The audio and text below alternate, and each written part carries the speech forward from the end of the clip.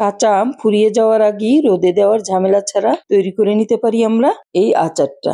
আসসালামু আলাইকুম viewers, sweets and baking এ সবাইকে স্বাগত। আশা করি সবাই অনেক বেশি ভালো আছেন। আজকে আমি তৈরি করব কাঁচা আম দিয়ে বার্মিজ আচার। এটা কিভাবে খুব সহজেই তৈরি করা যায় সেই রেসিপিটাই শেয়ার করব। তো চলুন মূল রেসিপিতে চলে যাচ্ছি। আমি এখানে 1 কেজির মতো আম নিয়েছি। আমগুলিকে একটা ফিল্টার দিয়ে ভালোভাবে ছিলে নিব। আমগুলি ছিলে ফিরে আসছে। দেখুন, এভাবে করে আমি সবগুলি আমই ছিলে নিব। ছিলে তারপর কেটে নিতে হবে ভিতর দিয়ে। আমগুলির বিচি যেন একটু শক্ত হয়, তাহলে এই আচারটা ভালো হয়। আবার খুব বেশি শক্ত না, কিন্তু ভিতরটা যেন সামান্য শক্ত হয়। দেখুন, আমি এটা কেটে ফেলেছি। কেটে বিচিটা ফেলে দিয়ে আমি স্লাইস করে নিচ্ছি। খুব বেশি পাতলা করবেন না, আর একদম মোটাও করবেন না। দেখুন, আমি যেভাবে স্লাইসগুলি করে নিয়েছি, এভাবে স্লাইসগুলি করে নেবেন। সব আম দিয়ে আমি এভাবে করে স্লাইস করে নিয়েছি। আর আমটা আমি ছেলার পর ধুয়ে নিয়েছি, আর কিন্তু এতে কোনো পানি ইউজ করব না, অর্থাৎ আমার ধোবো না আমি। দেখুন, সবগুলি আমই আমার কাটা হয়ে গেছে। এখন একটা প্যানে আমি সবটুকু আম নিয়ে নিলাম। নিয়ে এতে দিয়ে দিচ্ছি 1 টেবিল চামচ পরিমাণে ভিনেগার, দিয়ে দিচ্ছি 1 কাপ পরিমাণে চিনি। দিয়ে আমি এটা সুন্দরভাবে মাখিয়ে রেস্টে রেখে দিব। চিনিটা গলা পর্যন্ত অপেক্ষা করব। দেখুন, আর আমরা এই আমের সিজনে এটা কিন্তু অনেকখানি তৈরি করে রেখে দিতে পারি সারা বছরের জন্য। তাহলে মজা করে সারা বছর খাওয়া যাবে। আমার বাচ্চারা কিন্তু এটা খুব পছন্দ করে। আমি এর জন্য একটা স্পেশাল মশলা তৈরি করব। তার জন্য একটা প্যান বসিয়ে দিয়েছি। দিয়েছি তেজপাতা, দিয়েছি শুকনো মরিচ, দিয়ে দিচ্ছি মিষ্টি জিরা, দিয়ে দিচ্ছি ধনে, দিয়ে দিচ্ছি জিরা। সবকিছু আমি হাফ চামচ করে নিয়েছি। দিয়ে দিচ্ছি কালো জিরা, 1 পিস দারুচিনি নিলাম, এলাচ একটি, আরো দিয়ে দিচ্ছি লবঙ্গ 2-3টি। দিয়ে আমি এখন একদম লো হিটে এটা ভেজে নেব কিছুক্ষণ, যেন সুন্দর একটা ঘেরান বের হয়। সে পর্যন্তই আমি এটা ভাজবো। একদম পুড়িয়ে ফেলা যাবে না, তাহলে কিন্তু আচারটা তেতো হয়ে যাবে। আর এটা আমি আধা ভাঙ্গা করে নিব।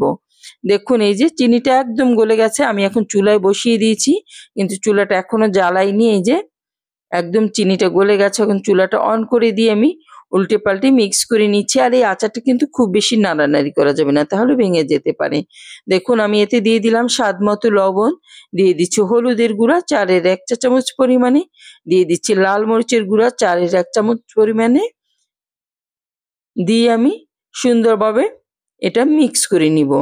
আর এই লাল মরিচের গুঁড়োই এর সুন্দর একটা কালার নিয়ে আসবে, আর কোনো কিছুই দেওয়ার প্রয়োজন নেই। দিয়ে আমি এটা মিডিয়াম লো এর মাঝামাঝি দিয়ে রান্না করে নিচ্ছি। দেখুন, অনেক আমি স্বচ্ছ হয়ে আসছে। এরকম প্রতিটা আমি স্বচ্ছ হয়ে আসবে, আর এগুলো ভাঙবেও না, একদম আস্ত থাকবে। আমি দেখিয়ে দিব।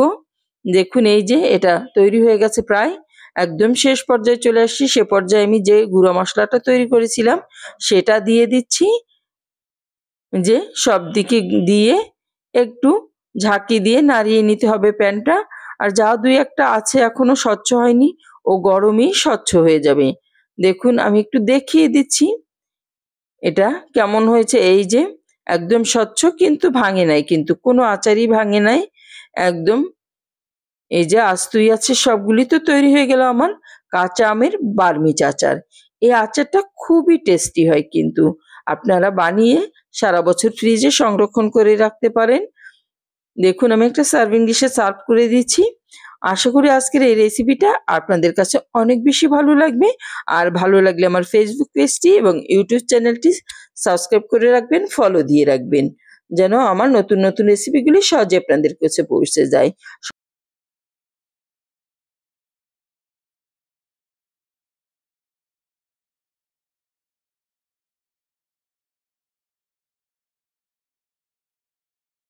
আশা করি সবাই অনেক বেশি ভালো আছেন।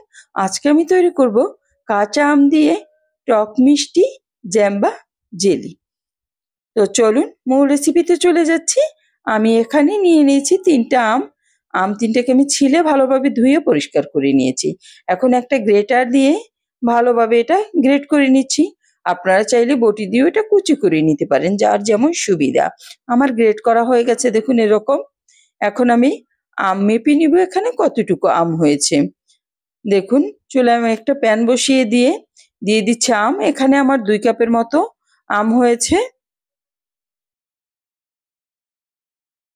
এখন আমি এতে দিয়ে দিব 4 কাপ পানি, অর্থাৎ যা আম তার চেয়ে ডাবল পানি দিয়ে এটাকে সিদ্ধ করে নিতে হবে, যেন হাত দিয়ে চাপ দিলে গলে যায় সেরকম সিদ্ধ করে নিতে হবে।